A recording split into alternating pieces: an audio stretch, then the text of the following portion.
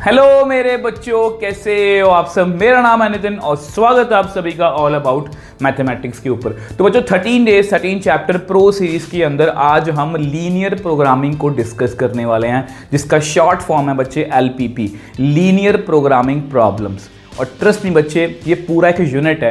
Yes, unit number 5 के अंदर एक ही चैप्टर है एलपीपी। और ये कितने नंबर का बच्चे आने वाला? आपको 5 नंबर का। मतलब प्रोबेबिलिटी के बाद ये एक ऐसा अकेला मतलब दूसरा चैप्टर है जिसमें से पहले से पता है कि इसमें से 5 नंबर का पेपर ही आएगा।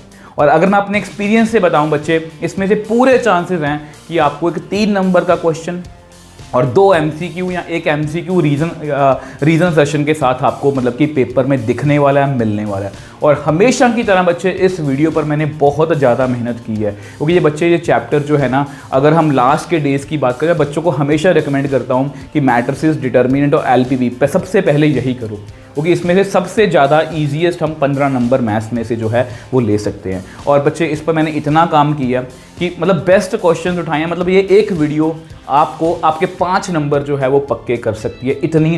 इतना ज़्यादा मैंने मेहनत की है, इतना ज़्यादा मैंने एफर्ट किए हैं। और जो बच्चे नए जुड़ रहे हैं, आपको वीडियो को लाइक और शेयर नहीं करना, आपको पहले वीडियो का कंटेंट देखना है, उसके बाद आप वीडियो को लाइक भी करना, शेयर भी करना और चैनल को बच्चे सब्सक्राइब करके रख लो, क्योंकि इस बार हम मैथ्स के बोर्ड एग्जाम्स में जो है वो फोड़ने वाले हैं। तो बिना किसी देरी के एक अच्छे और पॉजिटिव मन से जो है बच्चे वो वीडियो को स्टार्ट करेंगे। तो देखो बच्चे, इसमें जैसा कि कुछ खास है नहीं है।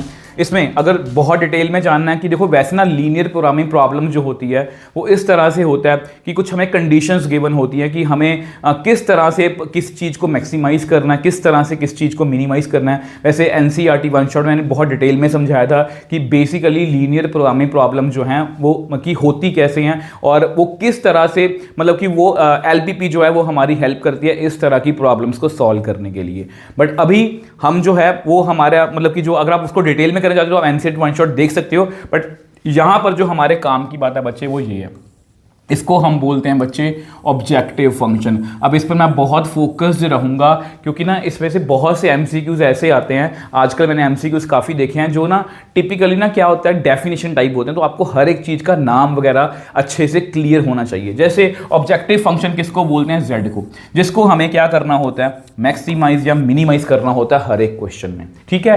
एक्स और वाई बच्चे क्या होते हैं? ये होते हैं आपके नॉन नेगेटिव कॉन्स्ट्रेंट्स। याद रखना क्या बोलते हैं इनको? नॉन नेगेटिव कॉन्स्ट्रेंट या डिसीजन वेरिएबल्स। ठीक है। नॉन नेगेटिव क्यों बोलते हैं? क्योंकि बच्चे यहाँ पर एक्स और वाई जो होते हैं वो रियल थिंग्स को रिप्रेजेंट कर रहे होते हैं। इतनी मशीन्स हैं, ये मशीन ए है, ये मशीन बी है, तो वो नेगेटिव नहीं हो सकते, इसलिए नॉन नेगेटिव कॉन्स्ट्रेंट्स हम बोलते हैं। तो ये आपको नेम वगैरह पता होने चाहिए।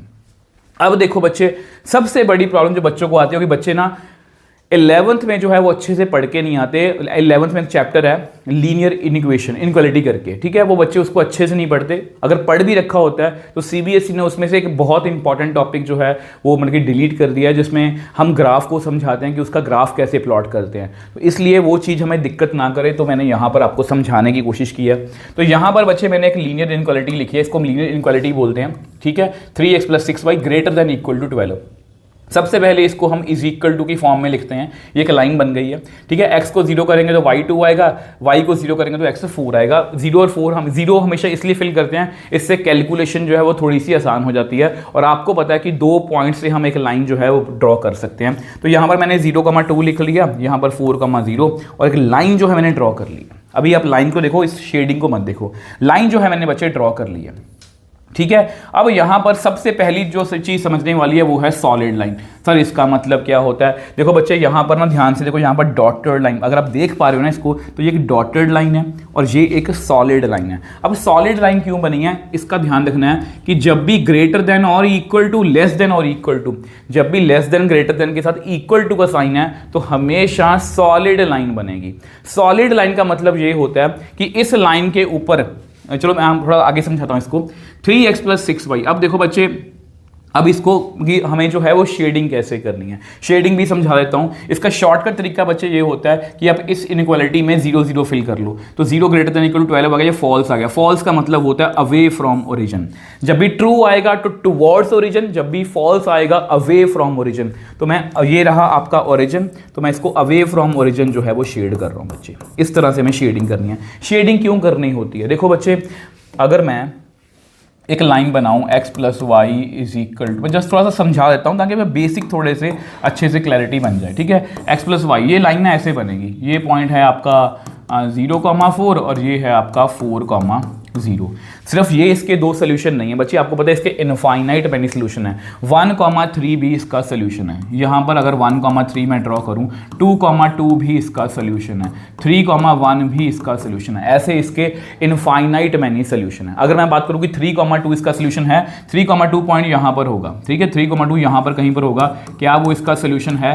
नहीं सर, वो इसको इस लाइन के ऊपर नहीं है, इसको सेटिस्फाई नहीं कर रहा। अब जहाँ पर शेडिंग की बात हो रही है, शेडिंग का मतलब ये होता है कि इसके आगे वाले जितने भी पॉइंट्स हैं ना बच्चे, इसके आगे वाले जितने भी पॉइंट्स हैं वो जो है इस कंडीशन को सेटिस्फाई कर रहे हैं। जैसे ये है 0,2 4,0, तो ऐसा करते हैं 2, अगर मैं यहाँ पर 2,2 पॉइंट देखो, 2, चलो ऐसा करो 2,3 पॉइंट देखो, वो यहाँ पर अंदाजा अप्रॉक्सीमेटली यहाँ पर होगा। 2,3 इसमें फिल करना, तो 3 2 6 और 6 3 18, तो वे कितना आ गया?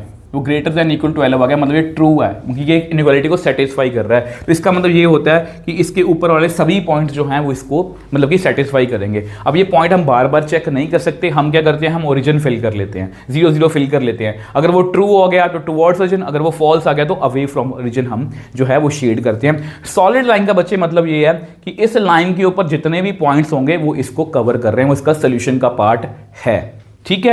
अब बात करते हैं नेक्स्ट इनइक्वालिटी की। अब बच्चे इसमें देखो क्या है, 3x plus 6y, same inequality लिखी है मैंने, लेस देन 12 लिखा है, ठीक है। अब देखो 0,2 4, यानी इनइक्वालिटी में यहाँ पर कौन सी लाइन बनी है? डॉटेड लाइन बनी है। डॉटेड लाइन क्यों बनी है? क्योंकि यहाँ पर बच्चे लेस देन, क्योंकि बच्चे यहाँ पर जो है वो लेस देन या ग्रेटर देन का साइन है, इज इक्वल टू का साइन नहीं है, तो यहाँ पर डॉटेड लाइन बनेगी। तो मैंने वही शेडिंग करने के लिए x को 0 y को 0 फिल किया, तो ट्रू हो गया।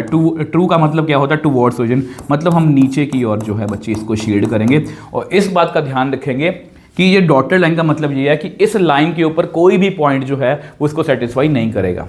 सॉलिड लाइन का मतलब क्या होता है? इस लाइन के ऊपर जो भी पॉइंट्स है वो इसको सेटिस्फाई करेगा। जब भी सिर्फ लेस देन ग्रेटर देन होगा तो डॉटेड लाइन, जब भी इक्वल टू का साइन होगा तो सॉलिड लाइन, ठीक है। ट्रू मतलब टुवर्ड्स ओरिजिन, फॉल्स मतलब अवे फ्रॉम ओरिजिन। अब ये बच्चे स्पेशल केस है। अब मैं इसको स्पेशल इसलिए बोलता हूँ क्योंकि ना बहुत सी बुक्स में इसकी एक्सप्लेनेशन नहीं है कि ये इसको शेड कैसे करते हैं। तो देखो अगर ऐसी कभी भी इक्वेशन आ जाए, इक्वेशन आ जाए आपको x minus y greater than equal to 0, मतलब यहाँ पर 0 हो या लेस देन इक्वल टू 0, ऐसा कुछ भी हो, उसमें कांस्टेंट ना हो, ठीक है। तो ऐसे पता क्या होता है, अब ये लाइन ऑब्वियसली 0 फिल करेंगे 0 आएगा, 1 फिल करेंगे 1 आएगा, तो ये ओरिजिन से पास कर रही है। अब ये लाइन खुद ही ओरिजिन से पास कर रही है, तो इसको शेडिंग कैसे करेंगे? कैसे बोलेंगे कि ये टुवर्ड्स ओरिजिन है, कैसे बोलेंगे ये अवे फ्रॉम ओरिजिन है? तो ऐसी कंडीशन में हमें क्या करना होता है बच्चे, ऐसी कंडीशन में हमें क्या करना होता है, कंसेप्ट ऑफ ट्रू फॉल्स जो होता है वो फेल है। यहाँ पर जो भी बड़ा होता है हम उसकी तरफ शेड करते हैं। मतलब यहाँ पर अगर ध्यान से देखो तो इसको मैं ऐसे लिख सकता हूँ, x जो है वो greater than equal to y है, तो x की तरफ हमें शेड करना, ये रहा आपका x, तो मैंने x की तरफ बच्चे शेड कर दिया बस। प्लीज़ अगर आपने इन तीनों बातों का ध्यान रखा, मतलब आपका 50% प्रॉब्लम जो है वो आपकी ख़त्म हो जाएगी एलपीपी की। मतलब हमने ऑलमोस्ट हाफ चैप्टर अभी कर लिया है। अब आते हैं बिल्कुल प्योरली क्लास 12th के पार्ट पर, क्योंकि ना बच्चे लीनियर प्रोग्रामिंग प्रॉब्लम्स को सॉल्व करने के बहुत सारे मेथड हो सकते हैं, बट हमारे 12th के सिलेबस में ग्राफिकल मेथड है। अब ग्राफिकल मेथड को मैंने उसी तरह से ग्राफ के तरीके से ही आपको समझाने की कोशिश की है ताकि आप बहुत अच्छे से इसको समझ पाओ। यहाँ पर मैंने लिखा है फिजिबल रीजन, यहाँ पर मैंने लिखा है इनफिजिबल रीजन। देखो ये कैसे डिसाइड होता है। अब देखो आपको ना पेपर में 2 या 3 मतलब की लाइन्स आएंगी, वहाँ पर इनक्वालिटीज आएंगी। तो यहाँ पर ये देखो 2 या 3 2 लाइन्स मैंने ड्रॉ करी हैं और ये इनका कॉमन पोर्शन है शेडिंग का, ये कॉमन पोर्शन शेडिंग का है, ठीक है। अब देखो बच्चे यहाँ पर मैंने क्या लिखा है, यहाँ पर मैंने ये लिखा है कि A B C O E F G H are corner points. अब यहाँ पर बच्चे देखो ध्यान से, इसमें भी अगर हम देखें, देखो यहाँ पर ना फिजिबल रीजन जो है, इसके ऊपर बाद में बात करेंगे। यहाँ पर ये हमारा कॉमन शेडिंग आ गई, यहाँ पर भी देखो ये कॉमन शेडिंग है, बट यहाँ पर और यहाँ पर इसमें एक फ़र्क है। इसमें फ़र्क बच्चे ये है कि इसमें जो है वो हमारा कॉमन रीजन जो है बाउंडेड है, मतलब बंद है सब तरफ से। इसमें जो है वो एक तरफ से खुला है, यहाँ से जो खुला हुआ है तो इसको हम क्या बोलते हैं, अनबाउंडेड। ये याद रखना, फिजिबल रीजन के अंदर आपको 2 पार्ट मिलेंगे, एक बाउंडेड एक अनबाउंडेड, और इसी में से आपको 100% है कि क्वेश्चन पेपर में आने वाला है। बाउंडेड कौन सा होता है, जो बंद होता है। अनबाउंडेड कौन सा है, जो एक तरफ से या दो तरफ से कहीं से भी खुला है। ठीक है, अब देखो बच्चे यहां पर आपको कुछ चीजों के ऊपर ध्यान देना है। तो यहां पर अगर आप इन पॉइंट्स को देखो बच्चे, ए बी सी और ओ, ठीक है, तो ये बेसिकली यहां पर क्या है, कॉर्नर पॉइंट। सेम वे से इस अनबाउंडेड रीजन में ई एफ जी और एच बच्चे क्या हैं, हमारे कॉर्नर पॉइंट्स। इन्हीं पॉइंट्स पर हमें मैक्सिमम या मिनिमम मिलेगा। अब यहां पर अगर मैं आपको कुछ समझाना चाहूं बच्चे, देखो वैसे तो इस कॉमन रीजन पर हर जगह पर हमें कॉमन सोल्यूशन ही मिलेगा, बट यहाँ पर हमें क्या मिलता है, कॉर्नर पॉइंट्स पर हमें क्या मिलता है, ऑप्टिमल सोल्यूशन। मतलब मैक्सिमाइज या मिनिमाइज हमें इन्हीं ऑप्टिमल सोल्यूशन जो है वो हमें कॉर्नर पॉइंट्स पर ही मिलता है। इस बात के लिए भी आपको पेपर में एमसीक्यू पूछा गया था। ठीक है, अब देखो बच्चे ये दूसरा केस है कि यहां पर देखो इसकी शेडिंग जो है इस तरफ है, इसकी शेडिंग इस तरफ है, मतलब कॉमन कोई भी शेडिंग नहीं आ रही, तो इसको हम क्या बोलते हैं, नो सॉल्यूशन। ठीक है, यहां पर देखो नो सॉल्यूशन आपको पता लग गया, बहुत आसान है। यहां पर क्या होता है, बाउंडेड और अनबाउंडेड, और बाउंडेड और अनबाउंडेड को सॉल्व कैसे करना वो मैं आपको नेक्स्ट पेज पे बताने वाला हूं। अब देखो बच्चे ये हमारा माइंड मैप है। अब यहां पर ध्यान से देखो, माइंड मैप को, अब ऑब्वियस सी बात है यार, इनफिजिबल रीजन की बात नहीं करूंगा, ये नो सोल्यूशन ही है। यहां पर बात करते हैं सबसे पहले अनबाउंडेड के लिए। बाउंडेड में क्या होता है, मैक्सिमम या minimum value definitely corner points पर मिलेगी। अगर हमारा रीजन जो है बच्चे वो बाउंडेड आ गया तो हमें मैक्सिमम या मिनिमम वैल्यू पक्का मिलेगी ही मिलेगी। इसके लिए भी आपको पेपर में एमसीक्यू पूछा गया। प्रॉब्लम कहां पर आएगी, प्रॉब्लम आएगी अनबाउंडेड में। अब यहां पर जो भी मैंने लिखा है ये आपको बिल्कुल भी समझ में नहीं आने वाला अगर आप पहली बार वीडियो देख रहे हो। ठीक है, पर मैं आपको क्वेश्चन बहुत अच्छे से क्लियर करवा दूंगा। अनबाउंडेड अगर है, अगर m कोई मैक्सिमम वैल्यू है तो हम अज्यूम करेंगे कि z is equal to ax plus b greater than m। अगर कुछ कॉमन आया तो मैक्सिमम वैल्यू नहीं है, अगर कुछ कॉमन नहीं आया तो m ही मैक्सिमम वैल्यू है। सेम हम स्मॉल m के लिए बोल सकते हैं कि अगर स्मॉल m मिनिमम वैल्यू है, हम अज्यूम करेंगे कि z is equal to ax plus b less than m है। अगर कुछ कॉमन आया तो कोई मिनिमम वैल्यू नहीं है, अगर कुछ कॉमन नहीं आया तो m ही मिनिमम वैल्यू है। मुझे पता है जो बच्चे पहली बार देख रहे हैं उनको ये समझ में नहीं आ रहा, बट ट्रस्ट में बच्चे ये आपको क्वेश्चंस में आगे जाकर बहुत अच्छे से क्लियर करवा दूंगा। नेक्स्ट देखो बच्चे, अब हमारा यहां पर बेसिक जो है पार्ट बच्चे वो खत्म है। आई थिंक हमने 5 या 10 मिनट लगाए हैं, कुछ काम की बातें हैं। मैक्सिमम या मिनिमम वैल्यू एक से ज़्यादा पॉइंट्स पे हो सकती है। ठीक है, देखो जैसे अगर ये मान लो ए पॉइंट है, ये मान लो बी पॉइंट है, अगर इन दोनों कॉर्नर पॉइंट से ए और बी पर मैक्सिमम या मिनिमम वैल्यू है तो इस पूरे लाइन सेगमेंट पर हर जगह पर हमें क्या मिलेगी, मैक्सिमम या मिनिमम वैल्यू। मतलब कहने का मतलब ये है बच्चे, अगर इस कॉर्नर पॉइंट पर और इस कॉर्नर पॉइंट पर मान लो सपोज क्वेश्चन में मैक्सिमम वैल्यू आ रही है, तो मतलब इस पूरे लाइन सेगमेंट पर हर जगह पर हमें क्या मिलेगी, मैक्सिमम वैल्यू। इसके लिए भी आपको पेपर में एमसीक्यू जो है वो बच्चे आ सकता है। अब यहाँ पर बच्चे आपके एमसीक्यू वगैरह स्टार्ट हैं। अब देखना आपका एमसीक्यू का लेवल बहुत अच्छा होने वाला है। अब देखो ये एमसीक्यू पेपर में आपको पूछा गया है, कैसे पूछा गया है कि z is equal student of class 12 studying mathematics, ये z दिया हुआ है 3x + 2y + 1, ये कॉन्स्टेंट्स दिए हुए हैं। ठीक है, ही ग्राफ में बताया हुआ है उन्होंने, help him to required the constant. अब देखो बेसिकली वो हमें ये बोल रहे हैं कि हमें एक कॉन्स्टेंट तो पता है, कौन सा पता है, 3x + 4y less than equal to 12। और आपको पता है अगर x को मैं 0 करूंगा तो y कितना आएगा, 3 आएगा, और अगर मैं y को 0 करूंगा तो x कितना आएगा, 4 आएगा। 0,3 ये रहा बच्चे आपका 0,3 और ये रहा आपका 4,0। वो ये बोल रहे हैं कि दूसरा कांस्टेंट हमें ढूंढ के बता दो। अगर आप इन पॉइंट्स को देखोगे, अगर आप इन पॉइंट्स को देखो, ये बेसिकली पॉइंट है 0,2 और ये पॉइंट है 1,0।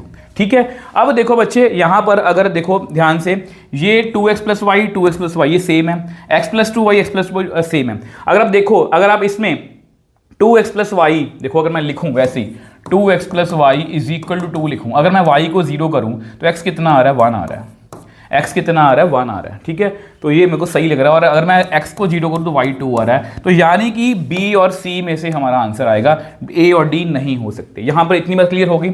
अब देखो बच्चे, हमें देखना है इनमें से कौन सा साइन है। 2x मैं अच्छे से समझाऊंगा आपको, लेस देन इक्वल टू 2 है, 2x + y greater than equal to greater than equal to 2 है। अब हमें देखना है शेडिंग की तरफ। आपको पता है ये वाली लाइन ट्रू है, ये नीचे की ओर शेड कर रही है, ये जो है नीचे की ओर शेड कर रही है। अब ये जो है बच्चे ये ऑब्वियसली पता है ऊपर की तरफ शेड करेगी तभी कॉमन रीजन बनेगा, तो फॉल्स कहाँ पर होगा, ये वाला फॉल्स बनेगा। तो यानी कि ये कौन सी ऑप्शन है, तो बी ऑप्शन इसका राइट आंसर है। प्लीज़ बच्चे इस तरह के क्वेश्चन को बहुत ध्यान से करना है, ठीक है। आ जाओ जी नेक्स्ट क्वेश्चन पर। नेक्स्ट क्वेश्चन देखो बच्चे, फिर उसी की जैसा क्वेश्चन है। यहाँ पर मैं ग्राफ दिया हुआ है, यहाँ पर लिखा हुआ है objective function attains its minimum value at more than 1 point. इसमें मिनिमम वैल्यू आ रही है 5,0 पर। मिनिमम वैल्यू कहाँ पर आ रही है, 5,0 पर, यानी कि यहाँ पर मिनिमम वैल्यू आ रही है। अब वो ये बोल रहे हैं कि मोर देन 1 वैल्यू, मतलब यार वो ये बोल रहे हैं कि मिनिमम वैल्यू मोर देन 1 पॉइंट पर है, मतलब एक और पॉइंट पर जो है मिनिमम वैल्यू आ रही है। तो वो पॉइंट जो है बच्चे वो हमें ढूंढना है, वो पॉइंट जो है बच्चे वो बेसिकली हमें ढूंढना है। तो कैसे ढूंढेंगे, अगर हम पॉइंट्स को लोकेट करके देखें, जैसे 2,9 की बात करते हैं। 2,9 कहाँ पर होगा, 2,9 ये 10 है, तो 2,9 बेसिकली बच्चे यहाँ पर होगा, है ना। 2,9 ये रहा 2,9 सॉरी यहाँ पर होगा, बेसिकली ये यहाँ पर है। अब ये मुझे सही आंसर लग रहा है, बाकी मैं बाकी पॉइंट्स चेक कर लेता हूँ। 6,6 कहाँ पर होगा, 6,6 तो ये 6 यहाँ पर भी, तो ये 6,6 यहाँ पर कहीं पर होगा ना, तो 6,6 यहाँ पर होगा। ऑब्वियस बात ये पॉइंट तो नहीं हो सकता क्योंकि 5,0 है, तो इस लाइन सेगमेंट पर मुझे सारे पॉइंट्स चाहिए तभी मिनिमम वैल्यू एक से ज़्यादा पॉइंट पर आई है। 4,7 4 और y कितना है 7, मतलब ये तो इसके बीच में आ रहा है, तो ये पॉइंट भी गलत है। 0,0 नहीं हो सकता, तो कौन सा पॉइंट हुआ, ये पॉइंट हुआ 2,9, तो ए ऑप्शन इसका राइट आंसर है। प्लीज़ इस बात का ध्यान रखोगे, आई होप ये भी आपको क्लियर है। आ जाओ जी नेक्स्ट क्वेश्चन पर। नेक्स्ट क्वेश्चन लिखा है इफ द फिजिबल रीजन, अब देखना एमसीक्यू कैसे बातों वाले हैं बट आपको पता होने चाहिए। If the feasible region of a linear problem with objective function z is equal to x plus y is bounded then which of the, देखो यहाँ पर क्या पूछा गया है और ये 25 में क्वेश्चन आया कि अगर रीजन हमारा बाउंडेड है, तो मैंने अभी आपको क्या बताया था, it will have a maximum value, it will have only a minimum value, it will have both, इसकी बोथ मैक्सिमम या मिनिमम वैल्यू हो सकती है, ये आपको पता होना चाहिए।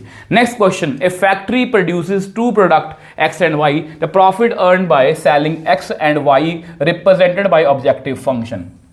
अब ये बच्चे प्रॉफिट को दिखा रहा है, ये z जो है ये किसको दिखा रहा है, 5x प्लस 7y, ये किसको दिखा रहा है बच्चे, प्रॉफिट अर्नड बाय, ये प्रॉफिट दिखा रहा है। वेयर एक्स एंड वाई क्या है, नंबर ऑफ यूनिट्स, ये बच्चे नंबर ऑफ यूनिट्स हैं, किसके नंबर ऑफ यूनिट है, एक्स के हैं, ये किसके नंबर ऑफ यूनिट्स हैं, वाई के हैं, ठीक है। Which of the following statement is correct? The objective function contains maximize the difference। देखो बच्चे डिफरेंस के बारे में कोई बात नहीं हो रही यहाँ पर। ऑब्जेक्टिव फंक्शन क्या बता रहा है, टोटल प्रोडक्शन। देखो बच्चे ये प्रोडक्शन नहीं बता रहा हमें। Objective function maximize the combined profit earn from selling x and y. तो बच्चे ऑब्जेक्टिव फंक्शन हमें कंबाइंड प्रॉफिट बता रहा है कि इसको बेच के और इसको बेच के कितना प्रॉफिट हो रहा है, तो सी ऑप्शन यहाँ पर हमारा राइट आंसर है। तो ऐसे क्वेश्चन बच्चे पेपर में आपको आ सकते हैं। नेक्स्ट क्वेश्चन देखो जी, the corner points of feasible region. देखो ये एमसीक्यू आपको लग रहे होंगे कि इजी हैं, बट पता क्या होता है, मेरे को यही है कि इसमें से मुझे 100% चांस है कि 2 एमसीक्यू आपको पेपर में मिलने वाले हैं, तो जितने भी डिफरेंट तरह के क्वेश्चन मैं आपको वो करवा दूं। अब देखो जैसे corner point of feasible reason ये दिया हुआ है, z इज इक्वल टू कितना है, ax plus by। Object maximize the value, maximize value कहाँ पर है, z 0,2 पर है, तो कितना आएगा यहाँ पर, a इंटू 0 b इंटू 2, मतलब कितना आ गया 2b। और 3,0 पर भी है, 3,0 पर भी मैक्सिमम वैल्यू आ रही है 3a प्लस b इंटू 0, ठीक है। Then the relationship between a and b। अब आपको पता है दोनों मैक्सिमाइज हैं, इसका मतलब 2b is equal to 3a। तो कौन सी ऑप्शन है, डी ऑप्शन इसका राइट आंसर है, देख लो जी, ठीक है। आ जाओ जी नेक्स्ट क्वेश्चन पर। नेक्स्ट क्वेश्चन देखो बच्चे, the linear problem give the objective function दिया हुआ है, यहाँ पर ग्राफ बना हुआ है बच्चे, ठीक है। द करेक्ट फिजिबल, ओके देखो यहाँ पर देखो कितना अच्छा क्वेश्चन है, सब कुछ बनाया हुआ है, वो हमसे फिजिबल रीजन पूछ रहे हैं, मुझे शेडिंग करनी है। अगर आप ध्यान से देखो बच्चे इसको, x plus 2y is equal to less than equal to 10, इसमें सॉरी 2y है ना, x plus 2y less than equal to 10, इसमें अगर x को 0 फिल करेंगे, आप चेक कर लो बच्चे, ये तो ओके ये तो बना ही हुआ है, ये तो बना ही हुआ है, x प्लस 2y ये लाइन है, ठीक है, ये वाली लाइन है, ठीक है। आपको पता है कि ये जो लाइन है ये क्या होगी, ये ट्रू होगी, ये टुवर्ड्स ओरिजिन होगी, ओके, ये ट्रू बन रही है। अगर हम इसको देखें तो ये जो है बच्चे ये भी ट्रू बन रही है, ये भी टुवर्ड्स ओरिजिन है, तो दोनों नीचे की ओर शेड कर रहे हैं, तो ये वाला रीजन आएगा, तो ये वाला रीजन आएगा, तो ये रीजन कौन सा हुआ, ए सी ई एंड ओ। तो यहाँ पर क्या लिखा हुआ है AOCEC, तो बी ऑप्शन इसका राइट आंसर है। ठीक है बच्चे, आ जाओ जी नेक्स्ट क्वेश्चन पर। देखो शेडिंग वाला क्वेश्चन भी पेपर में है। ये सभी क्वेश्चन बच्चे मैंने ऐसे ही किसी बुक में से नहीं उठाए, ये सभी क्वेश्चन आपके PYQs हैं। ओके, इससे आपको कॉन्फिडेंस मिलेगा कि यस CBSE ऐसे क्वेश्चन पूछती है और हमें ऐसे क्वेश्चन पता है। अब देखो यहाँ पर ऑब्जेक्टिव फंक्शन दिया हुआ है, PQ और S ये सब कुछ हमें उन्होंने बना के दे दिया। ओके, P की वैल्यू दी हुई है, Q की वैल्यू, ये कॉर्नर पॉइंट्स हैं। Z इज, अब ये क्वेश्चन जस्ट टाइम वेस्ट करने के लिए है। ठीक है, अब हमें पता है Z कितना है, Z है जी आपका x + 2y। अब उन्होंने बोला कि मिनिमम कहाँ पर है, ऐसा करते हैं इस पर चेक कर लेते हैं। 18/7, 2/7 कितना आएगा, 18/7, 4/7 बनेगा, तो ये बनेगा 22/7। ठीक है, और किस पर, R पर बोल रहे हैं वो, 7/2, 3/4, तो 7/2 + 2 × 3/4, ये भी आपस में कट कर दो, तो ये बन जाएगा 7 + 3, 10/2 मतलब 5, और ये होता है 3.14, ये तो आपको पता ही है। ठीक है, अब वो बोल रहे हैं कि वैल्यू ऑफ P, ये किसकी वैल्यू मैंने निकाली है, ये निकाली है मैंने S की। ठीक है, ये S की वैल्यू है, ये R की वैल्यू है। ऐसा करो P की वैल्यू भी निकालनी पड़ेगी। P कितना है, P है 3/13, 24/13। इसको सॉल्व करोगे तो 3/13 + 48/13, तो 51/13। ठीक है, तो अब ये बच्चे अप्रॉक्सीमेटली मैंने कैलकुलेट कर रखा है 3.9 आएगा। ठीक है, कि Q भी चेक कर ही लो, Q कितना है, जैसे मैंने बोला ये क्वेश्चन टाइम वेस्ट करने के लिए, सब तरह के क्वेश्चन मिलेंगे। 15/4, तो यहाँ पर आएगा 3/2 + 2 × 15/4, कितना बन गया 18/2, तो कितना आ गया 9। अब देखो कौन सा आंसर सही लग रहा है, मिनिमम कहाँ पर आ रहा है, वैसे मिनिमम आ रहा है आपका S पर आ रहा है ना, तो A ऑप्शन इसका राइट आंसर है, A ऑप्शन ही इसका राइट आंसर है। तो ऑब्वियस ही बात है, सब कुछ देख के पता लगे कौन सा मिनिमम है, तो आई थिंक ये क्वेश्चन भी आपको अच्छे से क्लियर है। आ जाओ जी नेक्स्ट क्वेश्चन पर। नेक्स्ट क्वेश्चन देखो बच्चे कौन सा है, अब देखो, अब यहाँ पर ये शेडिंग दी हुई है, ग्राफ बनाया हुआ है, द शेडिंग देखो इसकी इधर है, इसकी इधर है, आपको पता है इसका सोल्यूशन डज नॉट एग्जिस्ट है। तो देख लो जी बच्चे, ये पेपर में पूछा गया क्वेश्चन है, 24 में या 25 में पूछा गया।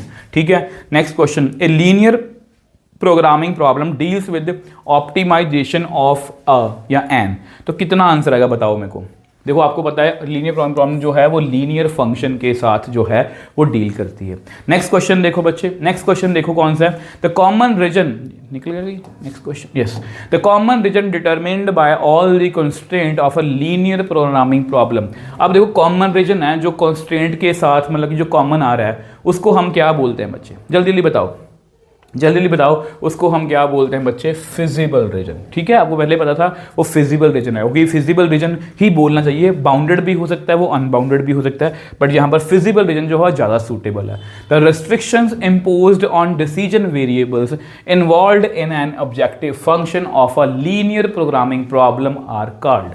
तो रेस्ट्रिक्शंस कहाँ पर लगती हैं बच्चे, रेस्ट्रिक्शंस कौन सी होती हैं, देखो ये तो हमारा होता है ऑब्जेक्टिव फंक्शन, ऐसा कुछ भी, उसके बाद होती है उस पर कंडीशन, उसको हम क्या बोलते हैं, उसको हम बोलते हैं कॉन्स्ट्रेंट्स। प्लीज़ आप याद रखोगे, और ये ट्रस्ट में बच्चे, अगर आपको यकीन नहीं हो रहा तो वैसा करो, 24 या 25 के आप पेपर खोल के देख लेना, ये सभी क्वेश्चन उसमें पड़े हैं। तो इसलिए मैं करवा रहा हूँ क्योंकि कई बार लैंग्वेज वाले क्वेश्चन हम भूल हमें अच्छे से वो क्लियर नहीं होते। ठीक है, अब देखो यहाँ विच of the following group of constant represent the feasible reason. अब देखो बच्चे यहाँ पर दो लाइन्स है, 2x + y 104, x + 2y = 76। हमें देखना है कि कौन सा रीजन इसको जो है वो उनकी कौन सी ऑप्शन सही है। अब आपको पता है, अगर मैं इस लाइन की बात करूँ, x + 2y 76 वाली है, ऑब्वियस सी बात है इससे ऊपर है, तो ये तो फॉल्स होगी, तो ये तो बच्चे कौन सी होगी, ये फॉल्स होगी, ये फॉल्स ऐसी बनेगी। ठीक है, और अगर मैं इसकी बात करूं, ऑब्वियस सी बात है ये है 2x + y, ये ट्रू लग रही है मुझे, वो भी तभी नीचे की ओर शेड कर रही है। तो देख लो बच्चे कौन सी ऑप्शन है, ग्रेटर देन 76 लेस देन 10, तो सी ऑप्शन इसका राइट आंसर है। ठीक है बच्चे, सी ऑप्शन इसका राइट आंसर है। आ जाओ जी नेक्स्ट क्वेश्चन पर। नेक्स्ट क्वेश्चन देखो बच्चे, the number of corner points of the feasible reason determined by the constraints. Okay, यहाँ पर एक छोटा सा क्वेश्चन पूछ लिया बेसिकली, यहाँ पर है x - y > 0 और कितना है 2y - x < 2।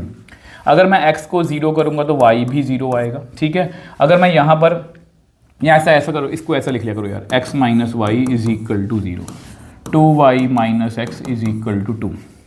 x को अगर मैं 0 करूँगा तो y कितना आ रहा है, y आ रहा है 1, और अगर मैं y को 0 करूँगा तो x कितना आ रहा है -2। ठीक है, अब यहाँ पर x 0 आ रहा है, y भी 0 आ रहा है, तो सेम से पॉइंट रख लो। ऐसा करो, अगर मैं x को 1 फिल करूँगा तो y भी 1 ही आ रहा है। ठीक है, अगर मैं इनका, चलो ऐसा करते हैं, अगर मैं इनका पॉइंट ऑफ इंटरसेक्शन निकालूं वो भी निकाल ही लो। x is equal to y है, इसको हम अगर मैं 2y माइनस एक्स में मैं फिल करूंगा, पॉइंट ऑफ इंटरसेक्शन निकालना बहुत ज़रूरी होता है, बच्चों को हमेशा बोलता हूँ कि इसको रफ में निकाले। अगर y 2 आ रहा है तो x भी 2 आ रहा है, तो पॉइंट ऑफ इंटरसेक्शन बच्चे इनका 2,2 है। इससे अब ग्राफ जो है बहुत एक्यूरेटली बनेगा। ठीक है, अगर मैं इसको बना के दिखाऊँ तो देख लो, ऐसे MCQ भी आपको आ सकते हैं। और भी भाई सब कुछ आपको रफ में करना, जल्दी जल्दी करना है। ठीक है, तो अगर मैं पहली लाइन बनाऊं, ये ऑब्वियस ही बात लाइन जो है वो ऐसे बनेगी। ठीक है, और अगर मैं इस लाइन की बात करूं बच्चे, इस लाइन की अगर बात करूं तो 0,1 -2,0, तो ये लाइन जो है वो कुछ इस तरह से बनेगी। ठीक है, ये लाइन जो है वो कुछ ऑब्वियस बात रफ हमें बनाना है, होगी MCQ है ये। ठीक है, तो यहाँ पर ये पॉइंट ऑफ इंटरसेक्शन कितना है ये तो आपको पता ही है, 2,2 पर ये पॉइंट ऑफ इंटरसेक्शन है।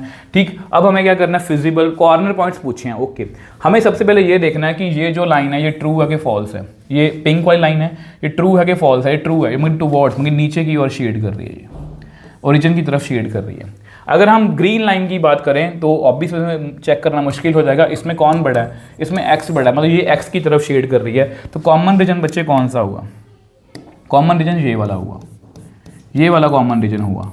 अगर ये वाला कॉमन रीजन है तो हमारे कॉर्नर पॉइंट्स बच्चे कौन कौन से हुए, एक तो ये वाला हुआ, एक ये वाला हुआ। उन्होंने पूछा क्या है, उन्होंने पूछा है नंबर ऑफ कॉर्नर पॉइंट्स। तो कितने ऑप्शन आएंगे बच्चे, इसका ए ऑप्शन इसका राइट आंसर आएगा, मतलब इसमें 2 ही कॉर्नर पॉइंट्स जो हैं बच्चे वो बनेंगे। ठीक है जी, तब जी नेक्स्ट क्वेश्चन पर, नेक्स्ट क्वेश्चन देखो कौन सा है। नेक्स्ट है जी, तो ऑब्जेक्टिव फंक्शन दिया हुआ है, मैक्सिमम वैल्यू 42 है at 4,6, which of the following is true. Okay, बहुत आसान है बच्चे, देखो z हमें दिया हुआ है, z is equal to ax plus b y. ठीक है, अब इसकी मैक्सिमम वैल्यू है 4,6 पर है। ठीक है, अगर इसकी मैक्सिमम वैल्यू 4,6 पर है तो इसमें क्या 42 is equal to 4a plus 6b, ये सही होगा ना। 4a प्लस 6b की वैल्यू 42 है। सेम वे से मिनिमम वैल्यू भी दी हुई है, मिनिमम वैल्यू कितनी दी हुई है 19, ये कितनी है 3a प्लस 2b। पहले ये बताओ बच्चे, आपको समझ में आया हमने कैसे करा। ठीक है, और हमें क्या ढूंढना है, हमें a और b की वैल्यू ढूंढनी है। अब ये मिनिमम वैल्यू है, ये इसकी मैक्सिमम वैल्यू, मतलब ये इसके बराबर है यार, हमें सॉल्व करना है।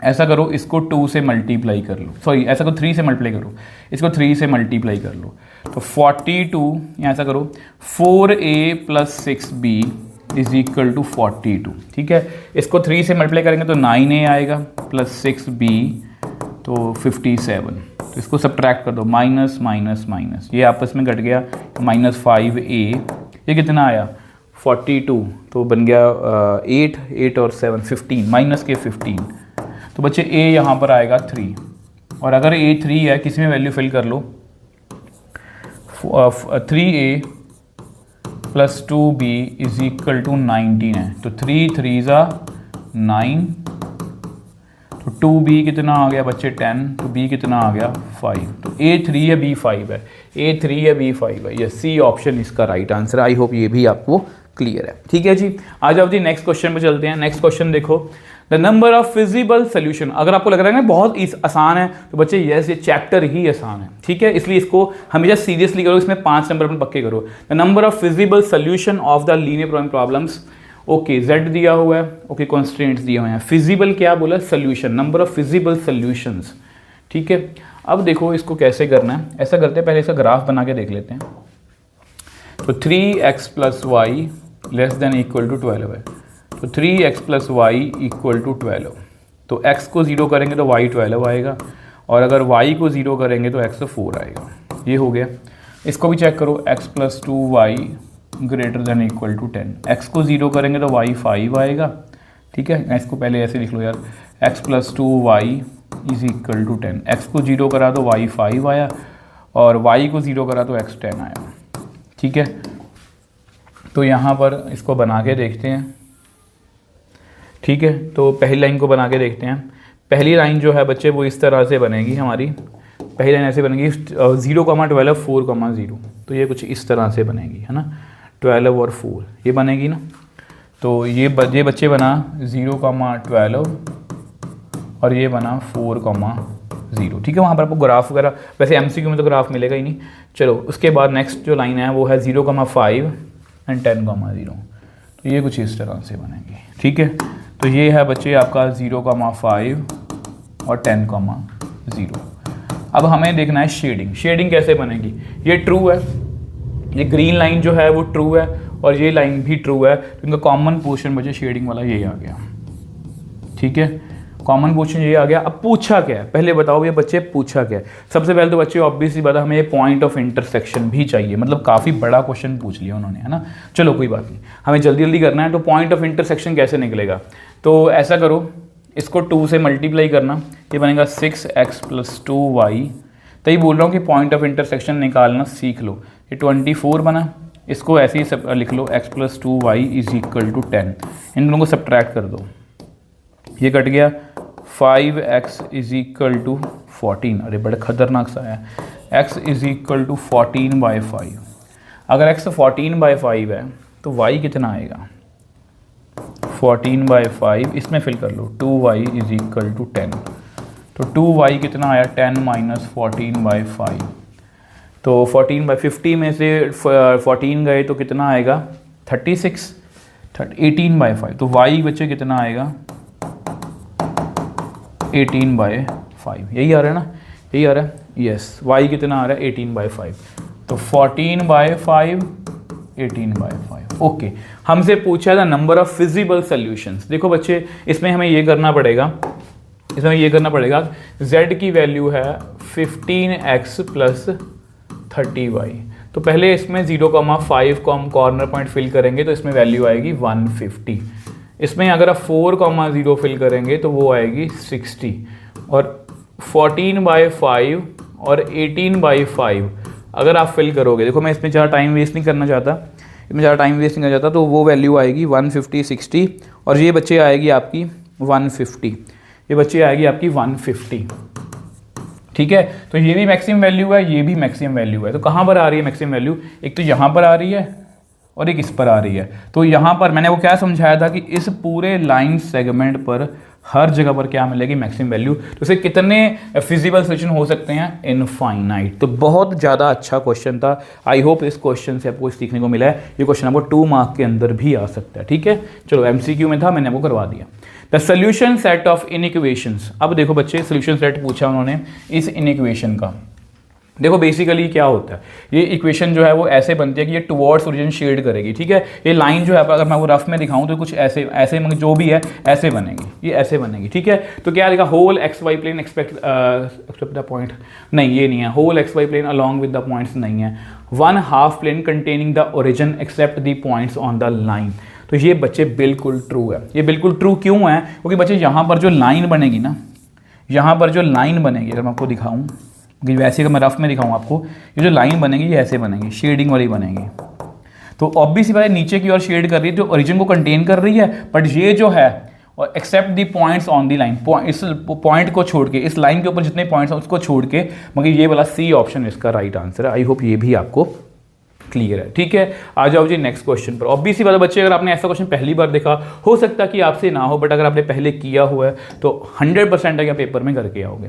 विच ऑफ द फॉलोइंग सेटिस्फाई। अब ये वैसे ही बहुत आसान क्वेश्चन है, 25 में आया हुआ है।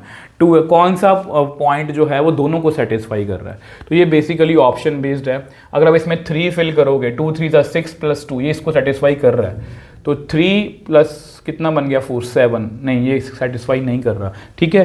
तो इसमें और कौन सा, अगर मैं ये 4,2 फिल कर देखूँ, 2 4 8, 8 + 2 10, ये इसको सेटिस्फाई कर रहा है, इक्वल टू दिया हुआ है 4 और 2, यस ओके, ये डी ऑप्शन इसका राइट आंसर। तो बहुत ज़्यादा आसान क्वेश्चन था। आई थिंक हमारे MCQs जो है बच्चे वो खत्म है।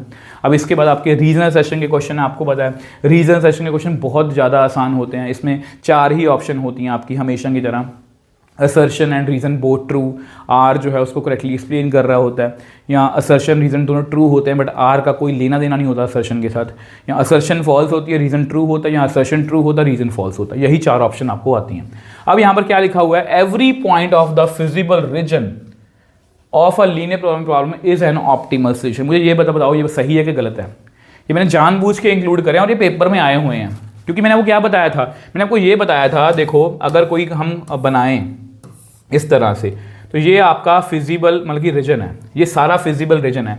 क्या हर जगह पर हमें ऑप्टिमल सोल्यूशन मिलता है? नहीं। आपने बताया था सर हर जगह पर सोल्यूशन तो मिलता है, पर ऑप्टिमल सोल्यूशन सिर्फ कॉर्नर पॉइंट्स पर मिलता है। तो ये बच्चे फॉल्स है, ये बच्चे क्या है, फॉल्स, क्योंकि उन्होंने लिखा हुआ है every point on feasible region is an optimal, ये गलत है।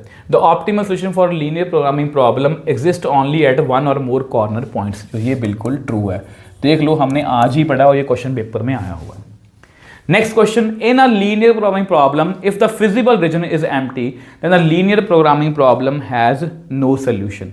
अगर feasible region ही खाली है तो obviously no solution है। If feasible region is defined as a region that satisfies the both all the constraint, obvious ही बात है, अगर feasible region empty है तो उसका कोई भी solution नहीं होगा, तो ये true है।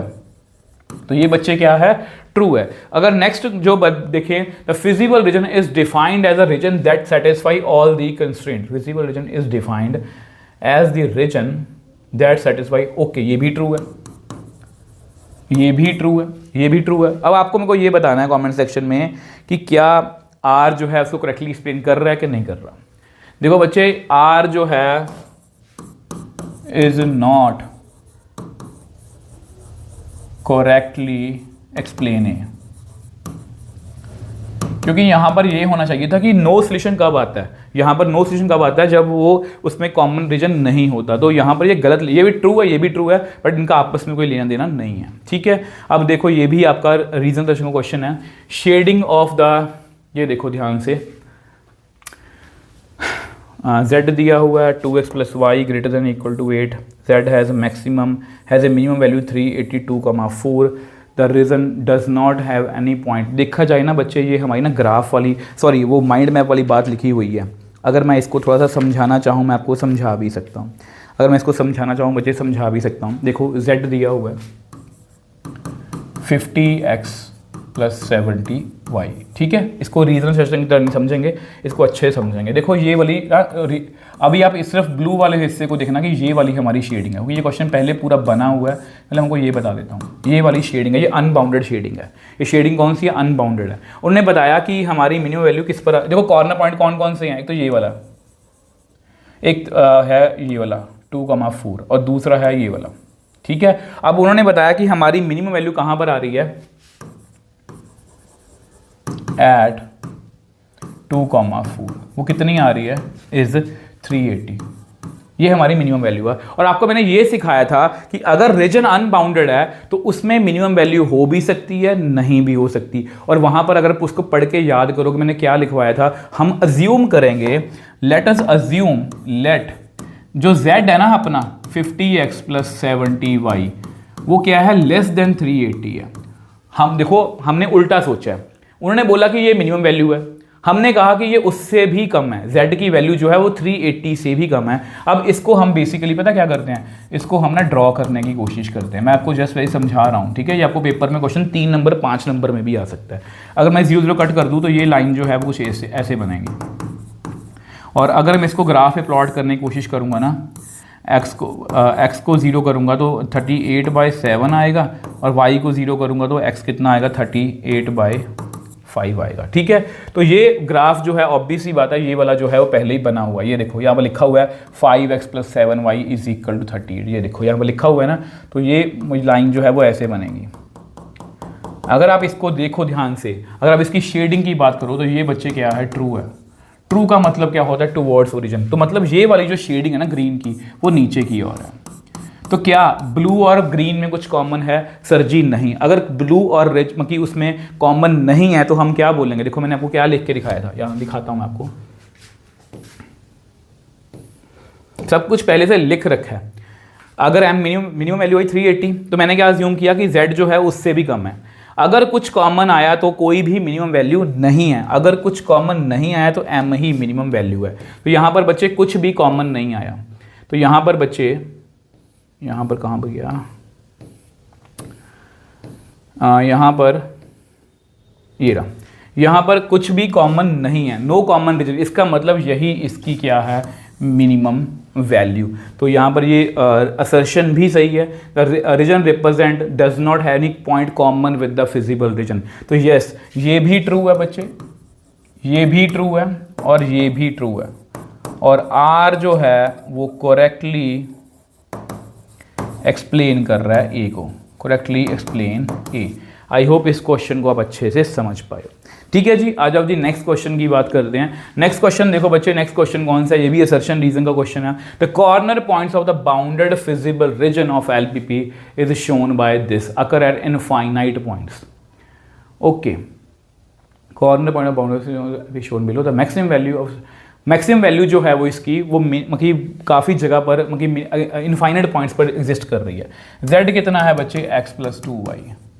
अगर मैं मैक्सिमम वैल्यू की बात करूं तो इस पर चेक करते हैं 60, 30 पर, तो ये वैल्यू आएगी 60 + 60 120। उसके बाद ये भी एक पॉइंट है 120, 0, इसकी वैल्यू भी 120 आएगी। फिर उसके बाद है 60, 0, इसकी वैल्यू आएगी 60। फिर है आपका s 40, 20, ये आएगी 40 + 40 मतलब 80। तो ये सबसे मैक्सिमम वैल्यू है, दो जगह पर आ रही है। कहाँ कहाँ पर, 60, 30 पर और 120, 0 पर। तो यानी कि इस पूरे लाइन सेगमेंट पर हर जगह पर क्या आएगी बच्चे, मैक्सिमम वैल्यू। तो यहाँ पर maximum value occur at infinite point, तो ये बिल्कुल ट्रू लिखा हुआ है। The optimal solution of LPP has bounded feasible region must occur at corner points. ठीक है, अब देखो बच्चे ऑब्वियसली बात है, ऑप्टिमल सोल्यूशन जो कॉर्नर पॉइंट पर होता है ये ट्रू है, बट आर इज नॉट। ये बहुत कंफ्यूजिंग है, क्वेश्चन आपको आता है बट ऑप्शन लिखने में बच्चे गलती करते हैं।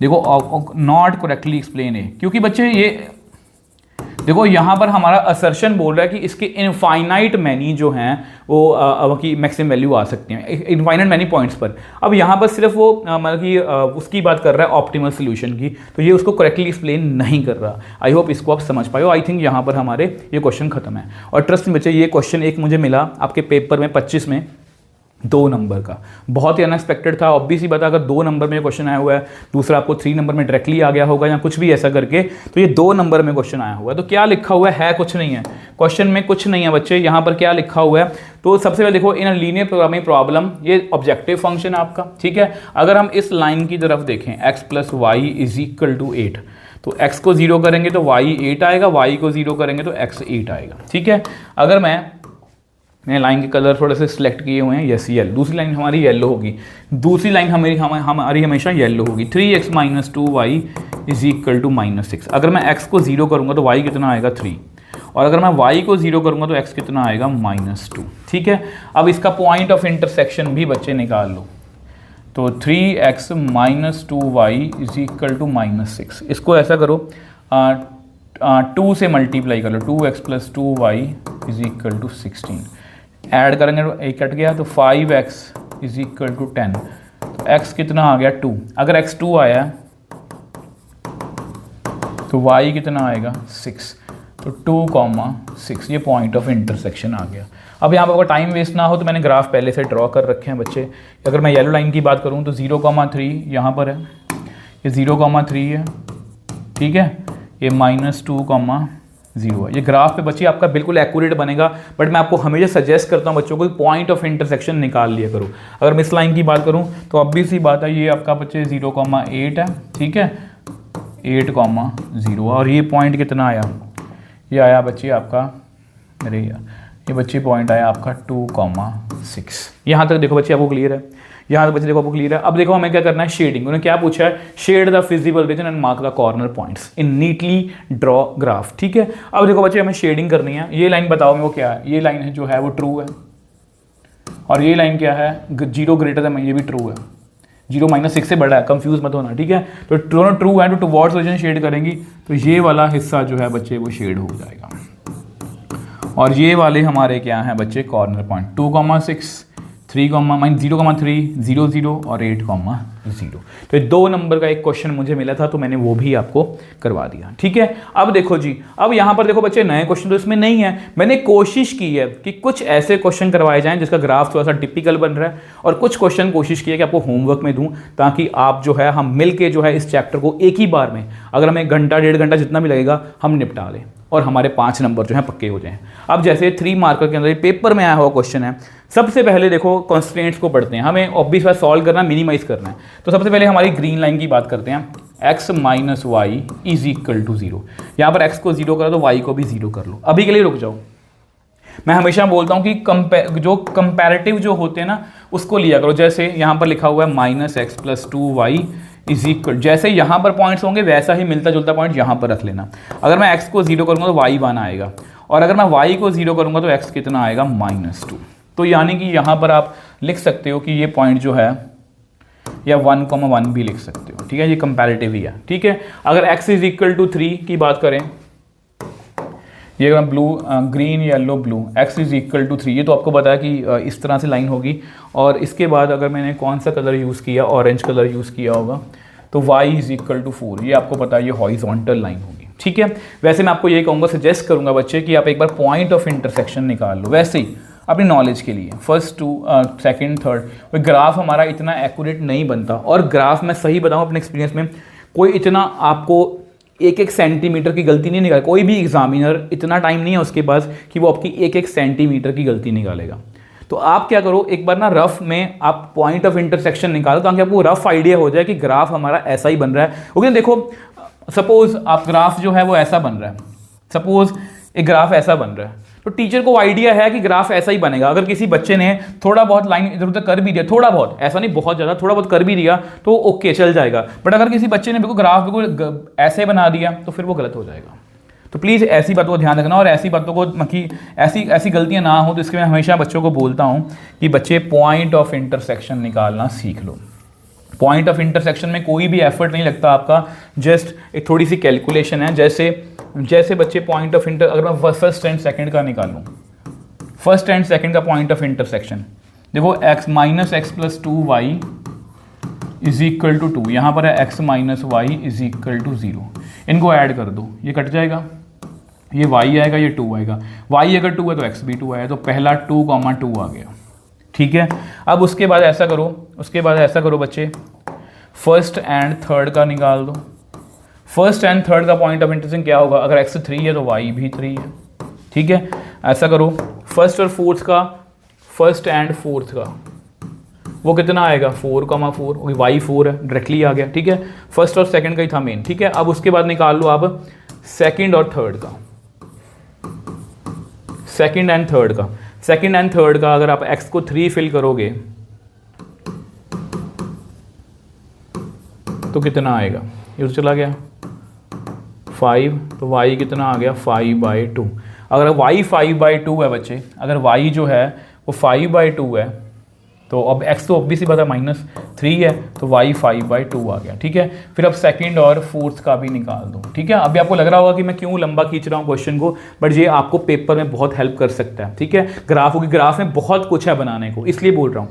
y is equal to 4 fill करो, -x plus 2 4 8 is equal to 2, -x is equal to 2 -8, तो x कितना आएगा 6 आएगा, तो 6,4, ठीक है। इन दोनों का पॉइंट ऑब्वियसली पता है ये 3,4 ही आएगा, ठीक है। अब देखो ग्राफ पे ड्रॉ करने की कोशिश करते हैं। पहली लाइन है हमारी ग्रीन ग्रीन लाइन देखो कौन सी है, 0,0 1,1, ठीक है। ग्रीन लाइन जो है वो ये वाली है, 0,0 और 1,1, यहाँ पर होगा 1,1, ठीक है। अब येलो लाइन की बात करते हैं। येलो लाइन कौन सी है, 0,1 -2,0, 0,1 -2,0, मैंने सही लिखा हुआ है।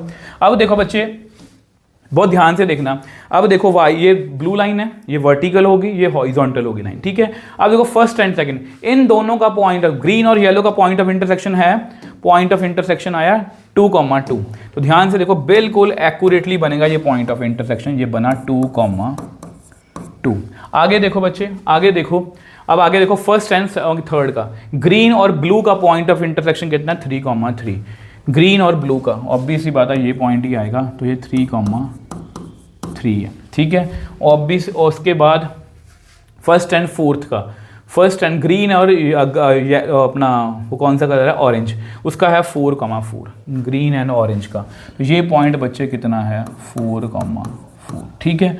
उसके बाद बच्चे ये देखो सेकंड और थर्ड का, सेकंड और मतलब येलो और ब्लू का पॉइंट ऑफ इंटरसेक्शन है 3,5/2, येलो और येलो और ब्लू का ना, येलो और ब्लू का 3,5/2, यहाँ पर 3 है और 5/2। आप चेक कर लो 5/2 कितना हो, 2.5 हुआ ना, ये देखो 2 और 3 के बीच में 2.5 आ गया, ठीक है। और ये पॉइंट ऑफ इंटरसेक्शन रह गया, ये पॉइंट ऑफ इंटरसेक्शन कितना है 6,4, एक्स 6 है यहाँ पर और वाई 4, ये देखो जी सारे आगे पॉइंट ऑफ इंटरसेक्शन। अब हमें क्या करना है, अब हमें करनी है शेडिंग। अगर हम ग्रीन लाइन की बात करें तो ये लाइन जो है ये बच्चे हमारी ट्रू है, सॉरी इसमें ट्रू फॉल्स होता ही नहीं है। ये लाइन अगर चेक करें तो ये फॉल्स है, 0 ग्रेटर देन ट्रू है, 2 है, तो ये फॉल्स आ रही है। तो यानी कि येलो लाइन फॉल्स है, येलो लाइन बच्चे फॉल्स है, मतलब ये अवे की ओर शेड करेगी, ये अवे की ओर शेड करेगी, ऊपर की ओर शेड करेगी, ठीक है। अगर मैं ग्रीन लाइन की बात करूं, ग्रीन लाइन में बड़ा कौन आएगा, ग्रीन लाइन में बड़ा कौन आएगा, x greater than equal to, x की तरफ शेड करेगी।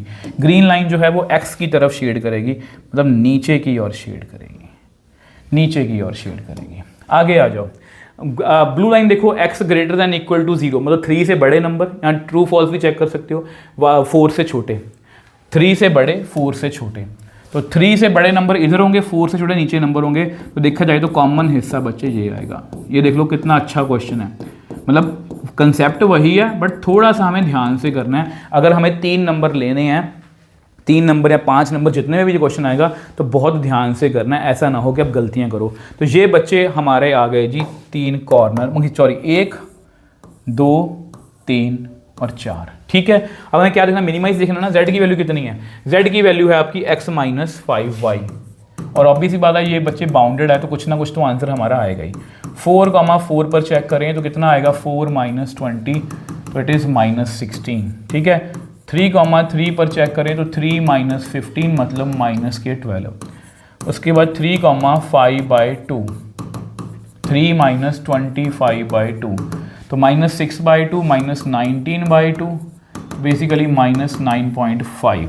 उसके बाद 6,4, तो 6 माइनस 20 तो -14, ठीक है। अब उन्होंने पूछा क्या है, उन्होंने हमसे पूछा है, मैं कॉर्नर पॉइंट चेक करूं सारे, यस बिल्कुल सही है बच्चे। उन्होंने पूछा सबसे मिनिमम वैल्यू, सबसे मिनिमम वैल्यू कौन सी है बच्चे, -16। तो देख लो कितना मतलब अच्छा क्वेश्चन था, मतलब ऐसे क्वेश्चन आपको प्रैक्टिस करने हैं ताकि देखो टफ क्वेश्चन करवाने का फ़ायदा यही है ताकि आपसे गलतियां ना हो। आई होप ये आपको बच्चे अच्छे से क्लियर है।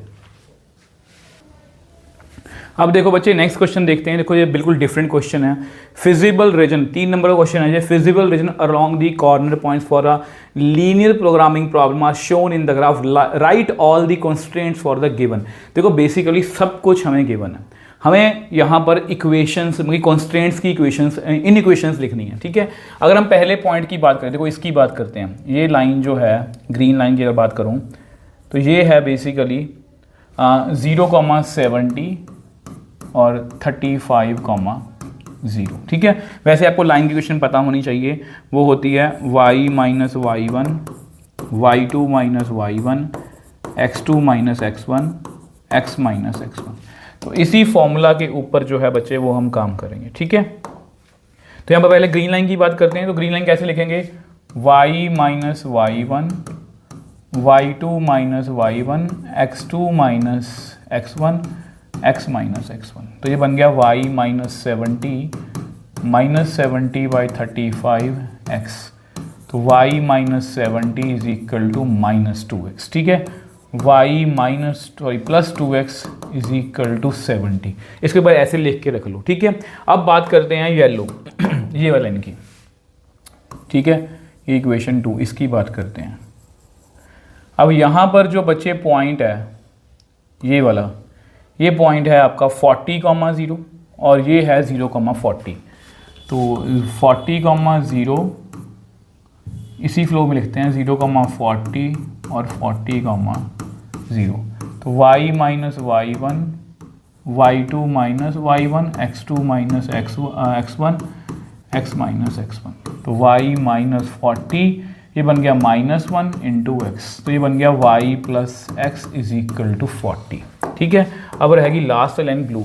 अब ये पॉइंट जो है 30,0 और यहाँ पर 90,0, मतलब 0,30 सॉरी 0,30 और 90,0। तो y minus y1, y2 minus y1, x2 minus x1 x minus x1, ठीक है। तो y माइनस 30,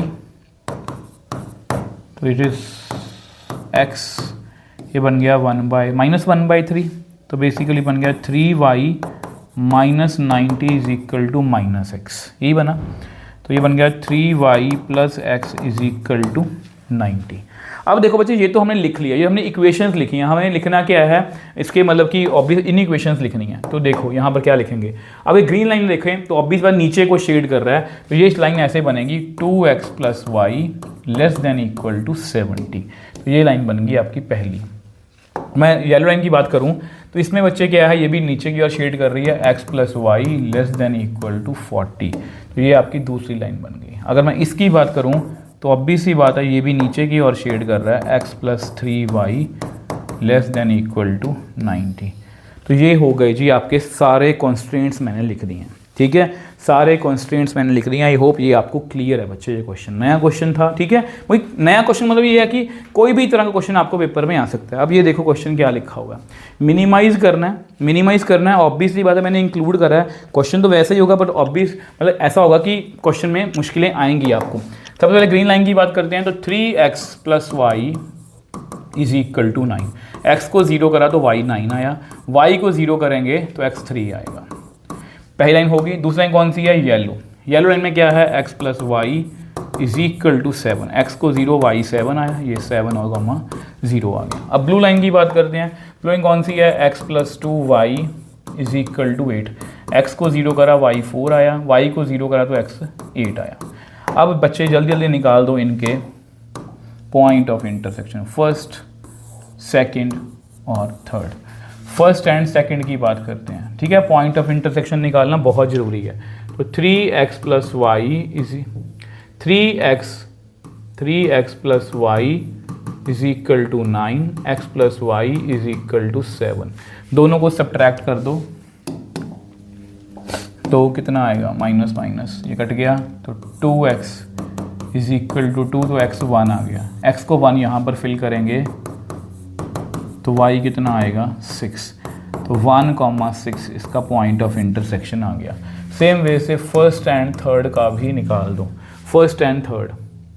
तो 3x प्लस वाई है ना, ये है 3x प्लस वाई, चलो लिख लो, 3x plus y is equal to 9। इसको 3 से मल्टीप्लाई कर दो, 3x plus 6y is equal to 24। Subtract करो इनको, ये कट गया, माइनस 5y माइनस के 15, तो y आया 3। y अगर 3 आया तो किसी में फिल कर दो, तो 3x इज इक्वल टू 6, तो x कितना आ गया, 2। x कितना आया, 2, तो 2,3। ये भी पॉइंट ऑफ इंटरसेक्शन आ गया। फिर आ गया जी सेकंड और थर्ड, लास्ट आ गया सेकंड एंड थर्ड।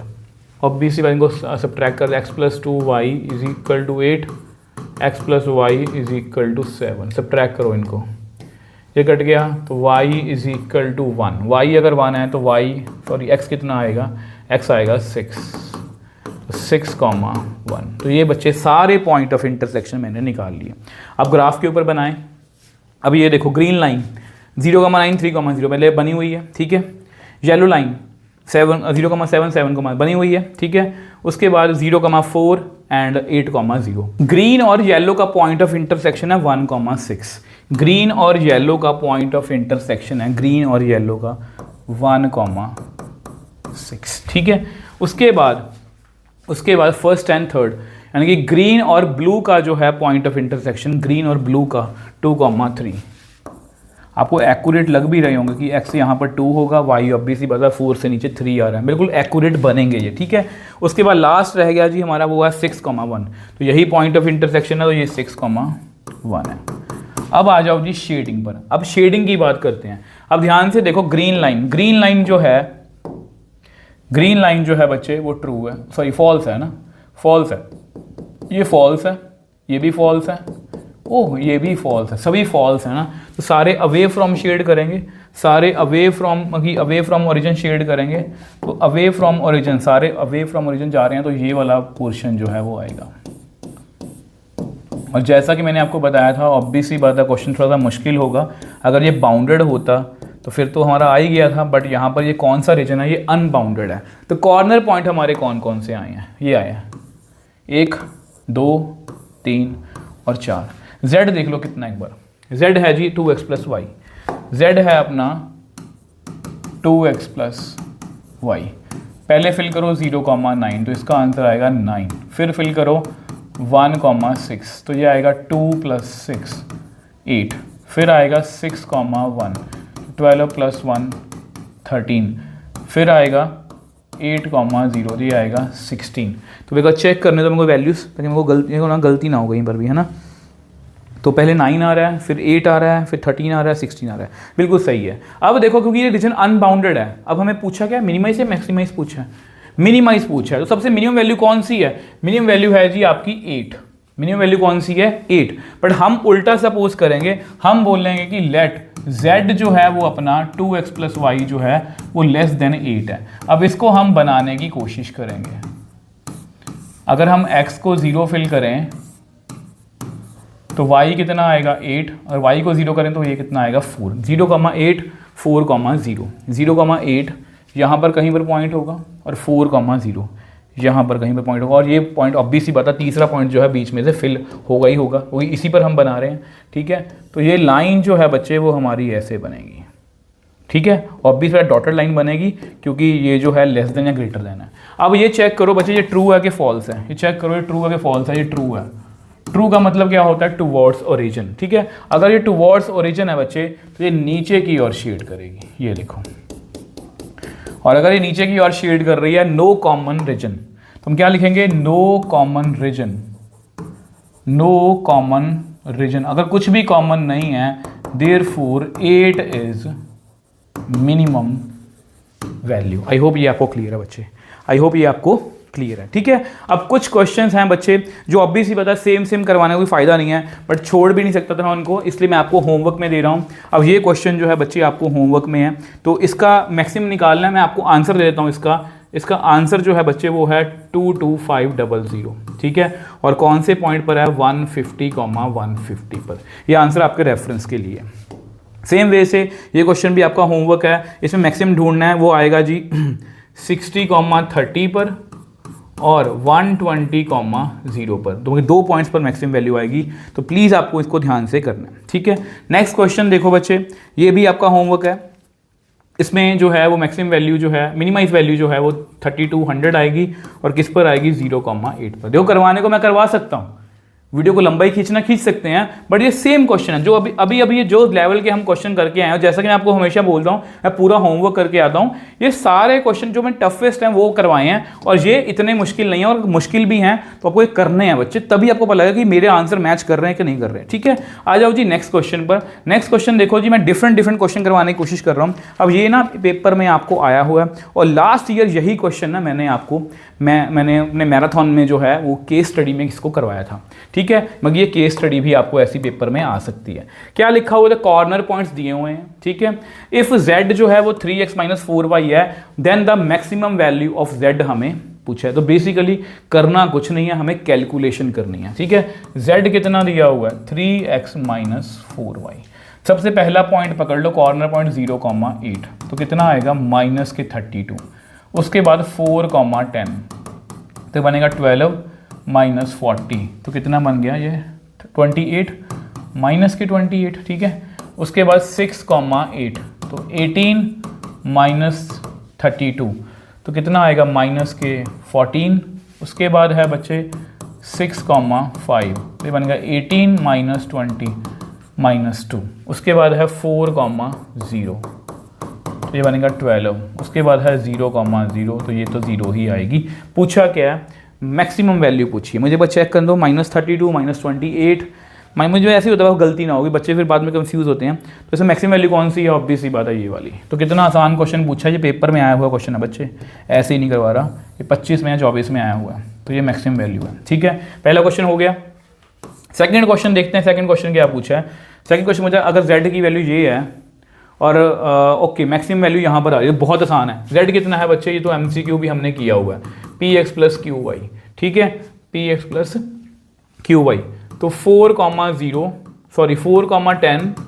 और 6,8 जो है बच्चे वो बराबर है 6, यहाँ पर लिखा हुआ है कि मैक्सिमम वैल्यू इन दोनों पर अगर कर रही है। 4,0 पर वैल्यू कितनी आएगी 4p प्लस 10q, ठीक है, 6p प्लस 8q, ठीक है।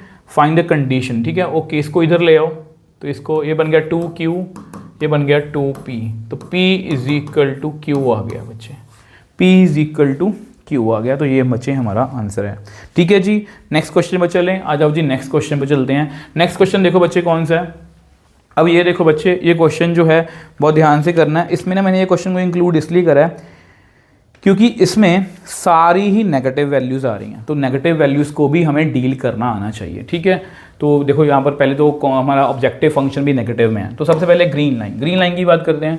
तो -2x plus y is equal to 4, x को 0 करा तो y तो 4 आएगा, अगर y को 0 करा तो x -2 आएगा, ये लो जी हो गया। फिर येलो की बात करते हैं, येलो कौन सा है, x plus y is equal to 3, ये तो आपको पता ही है, 0,3 और 3,0, 3,0, ठीक है। अब ब्लू की बात करते हैं, x -2y is equal to 2, x को 0 करा तो y -1 आएगा, और y को अगर 0 करा तो x2 आएगा, ये लो जी।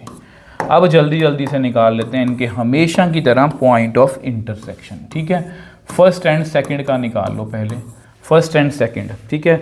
-2x plus y is equal to 4, x plus y is equal to 3, subtract कर दो इनको, ये कट गया, -3x इज इक्वल टू 1, तो x कितना आ गया, -1/3। अगर x -1/3 है तो y कितना आएगा, y आएगा जी आपका 3 + 1/3 मतलब 10/3, तो -1/3, 10/3। वैसे ना जब नेगेटिव कोई भी कॉन्स्टेंट की पॉइंट ऑफ इंटरसेक्शन आता है उनको छोड़ देना चाहिए हमें, क्योंकि वो नेगेटिव हमारा हमेशा आंसर जो है पॉजिटिव में होता है, ठीक है। फर्स्ट एंड थर्ड की बात करते हैं, मतलब ये पॉइंट ऑफ इंटरसेक्शन हमारे काम का नहीं है, ठीक है। First and second, third, okay.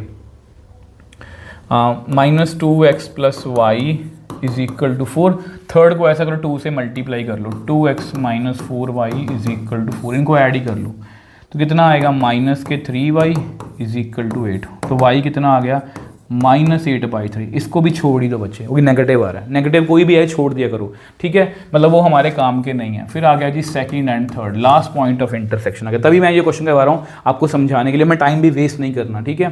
Second and third, तो x -2y is equal to 2 है, वो कितना है, x plus y is equal to 3 है, इनको सब्ट्रैक्ट करो, ये कट गया, तो ये बन गया -3y - 1, तो y कितना आ गया, 1/3। y को 1/3 फिल करो,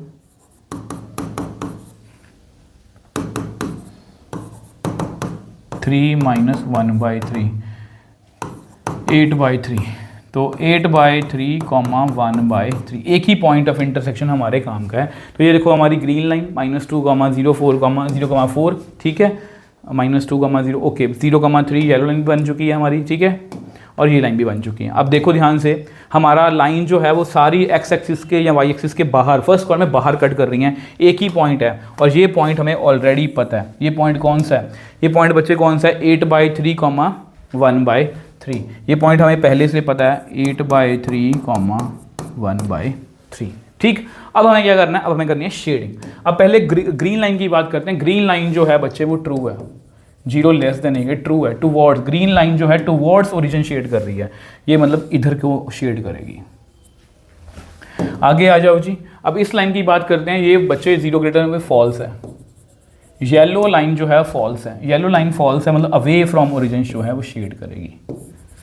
अब आगे ब्लू लाइन जो है बच्चे, ये 0 ग्रेटर देन, ये ट्रू है, ब्लू लाइन जो है बच्चे वो ट्रू है, ब्लू लाइन ट्रू है, मतलब टुवर्ड्स ओरिजिन जो है वो शेड करेगी इस तरह से। देखो यहाँ पर नहीं हो सकता, तो ये कॉमन रीजन तो बच्चे यही बनेगा, कॉमन रीजन यही बनेगा, और ये कौन सा रीजन है आपको पता है,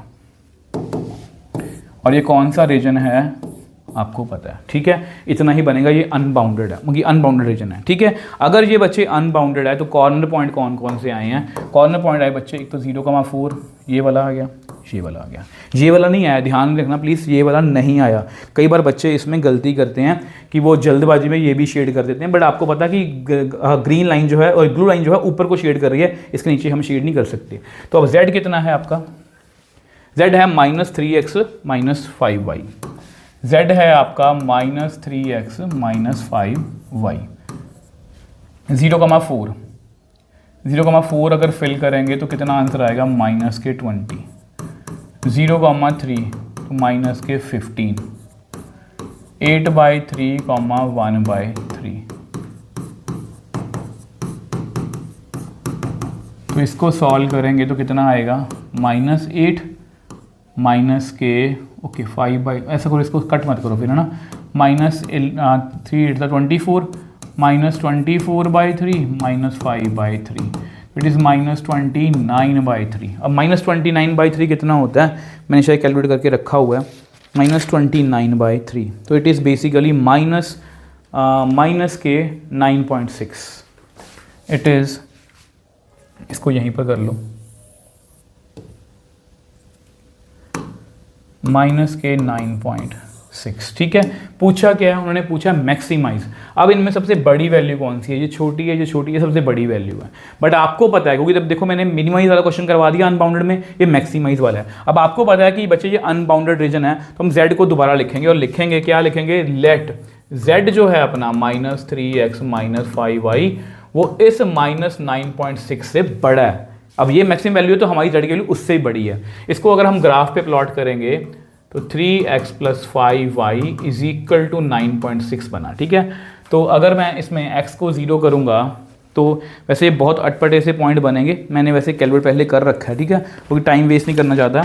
तो यहाँ पर पॉइंट्स बनेंगे 0,1.92 और दूसरा पॉइंट बनेगा 3.2,0, 0,1.92, तो ये 3 है, तो ये मतलब कि 2 से तो छोटा ही है ना, तो यहाँ पर कहीं पर, और 3.2,0 तो यहाँ पर कहीं पर, और इसमें से पास होगा। तो ये लाइन जो है बच्चे वो ऐसे बनेगी, ये लाइन जो है बच्चे कुछ ऐसे बनेगी, ठीक है जी। अब हमें क्या करना है बच्चे, अब हमें क्या करना है, अब हमें देखना है शेडिंग।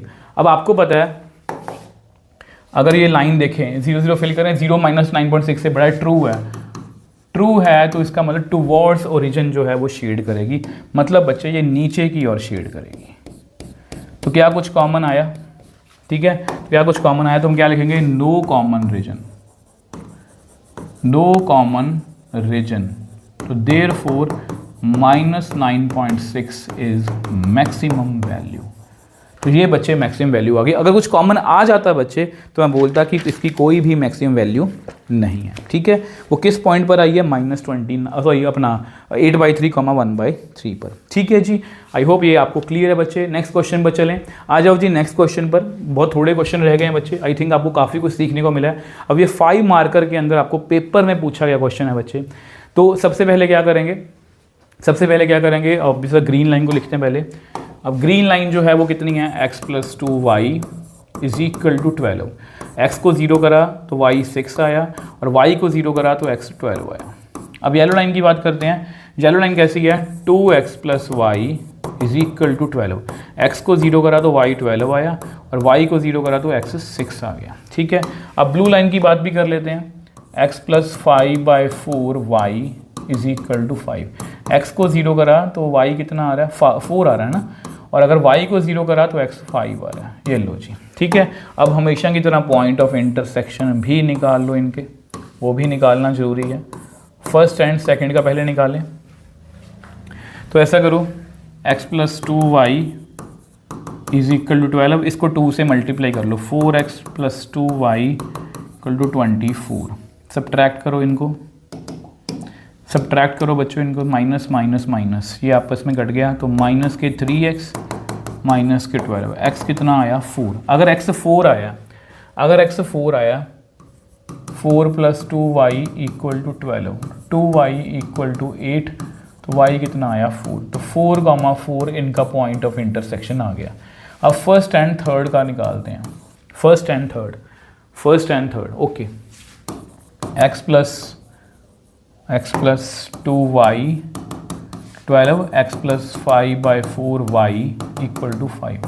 सब्ट्रैक्ट करो इनको, ये कट गया आपस में, 2 में से 5/4 गए, 4 2 8, 8 में 3/4y = 12, 7 है ना, तो कितना आ गया 28/3, अटपटी सी वैल्यू है, चलो कोई बात नहीं। एक्स वाई की वैल्यू आई 28/3, तो x plus 2 into 28/3 is equal to 12 minus 56/3, तो कितना आ गया 36। तो बेसिकली ये माइनस आ रही है ना, माइनस और इसको रिजेक्ट कर दो, ये नेगेटिव वाली रिजेक्ट कर दो, ये हमारे काम का नहीं है। फिर रह गया सेकंड एंड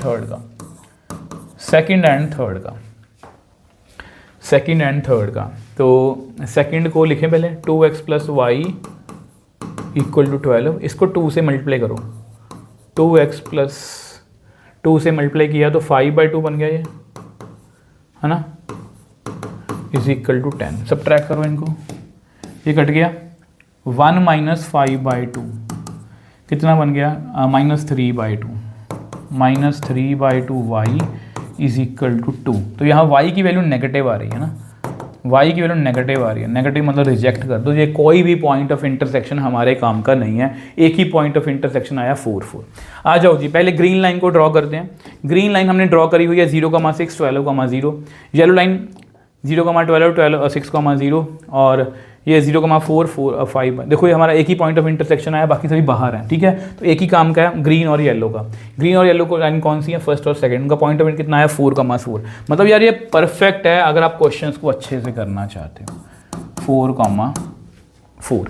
अब हमारा काम ऑलमोस्ट हो चुका है। अब हमें क्या करना है, अब सर हमें शेडिंग करनी है। तो शेडिंग कैसे होगी, सबसे पहले ग्रीन लाइन की बात करते हैं। ग्रीन लाइन जो है बच्चे वो ट्रू है, ध्यान से देखो ये ट्रू है, ये येलो लाइन भी ट्रू है, और ये ब्लू लाइन ये क्या है 0 ग्रेटर देन, ये फॉल्स आ रही है ना। तो ऊपर वाली लाइनें जो दोनों हैं ग्रीन और येलो जो हैं वो ट्रू हैं, टुवर्ड्स ओरिजिन है, ये भी टुवर्ड्स ओरिजिन, ये भी टुवर्ड्स ओरिजिन, ये फॉल्स है। तो मतलब ये वाला कॉमन हिस्सा आ गया बच्चे, तो ये वाला बच्चे कॉमन हिस्सा आ गया। आई होप ये आपको क्लियर है बच्चे, ठीक है। अब देखो बच्चे इसको शेडिंग करनी है तो शेडिंग कर लेते हैं। ये देखो कॉर्नर पॉइंट 2 3 4 और 5। z की वैल्यू देखो बाउंडेड है तो आंसर तो हमारा आएगा 300x प्लस 600y। z की वैल्यू है 300x plus 600y, 300x plus 600y, ठीक है।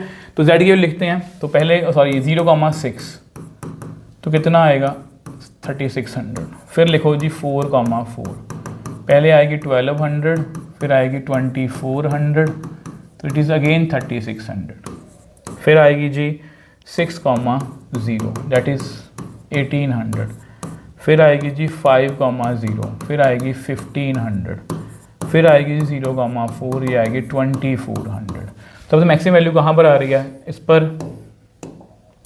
इस पर मैक्सिमम वैल्यू आ रही है, इस पर मैक्सिमम वैल्यू आ रही है, ठीक है। तो 0,6 और 4,4 पर, मतलब इस पूरे लाइन सेगमेंट पर हर जगह पर क्या आ रही है मैक्सिमम वैल्यू। 0,6 पर भी आ रही है, 4,4 पर भी आ रही है। उन्होंने पूछा क्या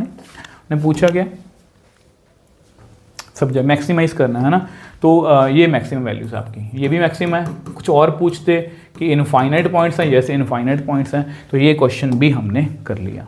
अब देखो बच्चे ये एक क्वेश्चन है जो आपको केस स्टडी में पूछा गया था, वो भी इंक्लूड कर लेते हैं और इसके साथ ही फिर हमारी वीडियो खत्म हो जाएगी। और अगर आपने ये वीडियो अच्छे से देख ली है ना, ट्रस्ट में आपके 5 नंबर पक्के होने वाले हैं, बस आपको अच्छे से प्रैक्टिस करनी है।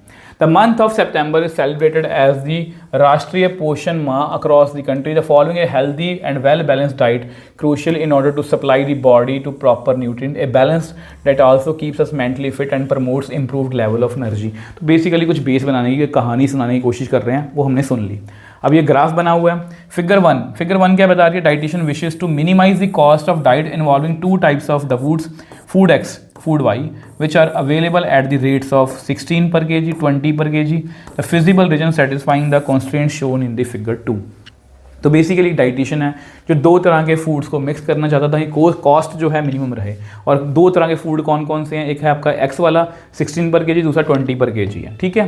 क्वेश्चन क्या पूछता है वो देख लेते हैं। क्वेश्चन क्या पूछे हैं, आइडेंटिफाई द, पहला क्वेश्चन क्या पूछा है, identify and right the constraint which determine the given feasible region in figure 2। तो मैंने फिगर जो है पहले लिख रखी है बच्चे, ठीक है। अगर आप यहाँ पर देख पा रहे हो, मैं थोड़ी सी बड़ी कर देता हूँ फिगर को, अगर आप यहाँ पर इसको देख पा रहे हो, ठीक है, इसको ध्यान से देखो। तो यहाँ पर लिखा हुआ है ये 3x + y, देखो 3x + y ये लिखा हुआ है। देखो बच्चे ये वाला जो है ध्यान से देखो, ऑरेंज वाले पोर्शन को ध्यान से देखो, तो ये लाइन जो है वो ऐसे ही है। चलो मैं लिख देता हूँ, एक बार कॉन्स्टेंट साइज लिखता हूँ। एक है इसको येलो, ये डॉटेड लाइन को छोड़ देना, ये है x + y = 6। दूसरी है आपकी x + 2y = 10। ठीक है, अब ध्यान से देखो बच्चे ऑरेंज वाले पोर्शन को, तो ये सभी ऊपर की ओर शेड कर रहे हैं, मतलब ये वाली जो लाइन है ये भी फॉल्स होगी, ये भी फॉल्स होगी, और ये भी क्या होगी, फॉल्स होगी। और x और y ऑब्वियसली बात ग्रेटर देन और इक्वल टू 0 होंगे ही होंगे। अगर आप लिखना चाहते हो लिख लो कि ये भी कॉन्स्टेंट्स ही हैं इनके।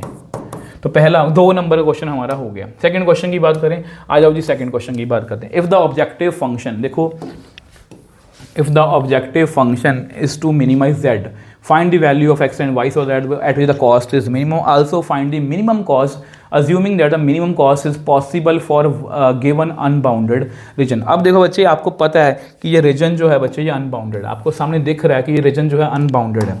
अगर आप z को देखो, z कितना है, z है जी अपना 16x + 20y। अब अगर आप इनको देखो, मैं आपको दिखाने की कोशिश करता हूँ। देखो ये आपके कॉर्नर पॉइंट्स हैं, ये वाला, ये वाला, ये वाला और ये वाला। उन्होंने क्या बोला, मिनिमम वैल्यू कहाँ पर है, मिनिमम, ओके, मिनिमम वैल्यू हमें ढूंढनी है। ठीक है बच्चे, ठीक है, मिनिमम वैल्यू हमें ढूंढनी है। तो मिनिमम वैल्यू कैसे ढूंढेंगे, इसको नेक्स्ट पेज पे करते हैं। z कितना है अपना, z है अपना 16x + 20y। ठीक है, z है अपना 16x + 20y। पहला कॉर्नर पॉइंट है आपका 0,8, पहला कॉर्नर पॉइंट है आपका 0,8। मैंने कॉर्नर पॉइंट्स लिख रखे हैं 0,8, इस पर वैल्यू आएगी 160। फिर है आपका 1,5, तो यहाँ पर आएगा 16 और ये बनेगा 100, तो 116। उसके बाद है जी आपका 2,4, ये बनेगा 32 + 80, तो ये 112। ठीक है, और उसके बाद 10,0, तो ये बन गया 160।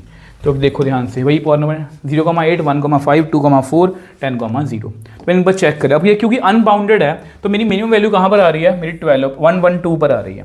अब आपको पता है ये अनबाउंडेड है, हम अज्यूम करेंगे लेट कि z जो है 16x प्लस, हमने ऐसे बहुत से क्वेश्चन करे हैं कि ये इससे भी कम है। ठीक है, इसको सॉल्व करने की कोशिश करते हैं। ये बनेगा 4x, अगर इसमें से मैं 4 कॉमन ले लूँ तो ये कितना बनेगा, 4 × 2 = 8, 3 बच गया, 4 × 8 = ठीक है जी। अब इसको ढंग से लिखें, 4x + 5y = 28। अगर मैं x को 0 करूँगा तो y कितना आएगा, 28/5, और अगर y को 0 करूँगा तो वो आएगा 7। तो वैसे ये लाइन पहले बनी हुई है, वो पहले ही उन्होंने ड्रॉ करके रखी हुई है, ये पड़ी। ठीक है, अब आपको पता है बच्चे, अब आपको पता है कि इसके बाद हमें क्या करना है, इसके बाद हमें ये करना है कि इसकी शेडिंग। अब ये बच्चे ट्रू है, चेक कर लो, 0 जो है वो 112 से छोटा है। अगर ट्रू है तो ऑब्वियसली बात है ये टुवर्ड्स ओरिजिन शेड कर रहा है, नीचे की ओर शेड कर रहा है, तो हम क्या लिखेंगे, नो कॉमन रीजन। तो यहाँ पर कोई भी बच्चे कॉमन रीजन नहीं है, देयरफॉर 112 इज मिनिमम वैल्यू। तो यही बच्चे इसकी मिनिमम वैल्यू है और यही बच्चे हमारा आंसर है। तो देख लो, केस स्टडी अगर आएगी, देखो ये पेपर में आई हुई केस स्टडी है, मैंने खुद से नहीं करवाई, ये पेपर में आई हुई है। अगर आई तो ऐसी आएगी। ठीक है, अगर केस स्टडी हमारी आई तो वो कुछ इस लेवल की आएगी, आपको ये पता होना चाहिए, तो इसलिए मैंने आपको करवा दी। ठीक है जी। और बाकी वैसे देखा जाए तो हमने सभी, देखो मेन मैंने जैसा जो वीडियो की स्टार्टिंग में बताया था, इसमें कुछ नहीं है, सबसे ईजीएस्ट है बाउंडेड और अनबाउंडेड के क्वेश्चंस पर आपने ध्यान देना। आई होप ये वीडियो में आपको क्वेश्चन जो हैं वो आपको अच्छे लगे हैं, और क्वेश्चन जो है बच्चे अब इसके बाद प्रैक्टिस भी करोगे, और ट्रस्ट में बच्चे आप 5 नंबर जो है वो पक्के करने वाले हो। और बच्चे अगर आपको वो वीडियो में कुछ भी अच्छा लगा तो प्लीज़ बच्चे वीडियो को लाइक और शेयर जरूर करना, क्योंकि आपका लाइक और शेयर ही मेरे लिए मोटिवेशन है। और मैं सच में, ट्रस्ट में बच्चे, मैं इन वीडियो से बहुत मेहनत कर रहा हूँ ताकि मैं बच्चों को बेस्ट कॉन्टेंट दे पाऊँ, क्योंकि इस साल मेरा सपना है कि कोई भी बच्चा मैथ्स के कंपार्टमेंट में नहीं बैठेगा, क्योंकि 100% हमें रिजल्ट देना है और 0% कंपार्टमेंट। तो इसी तरह से बच्चे लगे रहना, मिलेंगे नेक्स्ट वीडियो में। बाय बाय मेरे टॉपर्स।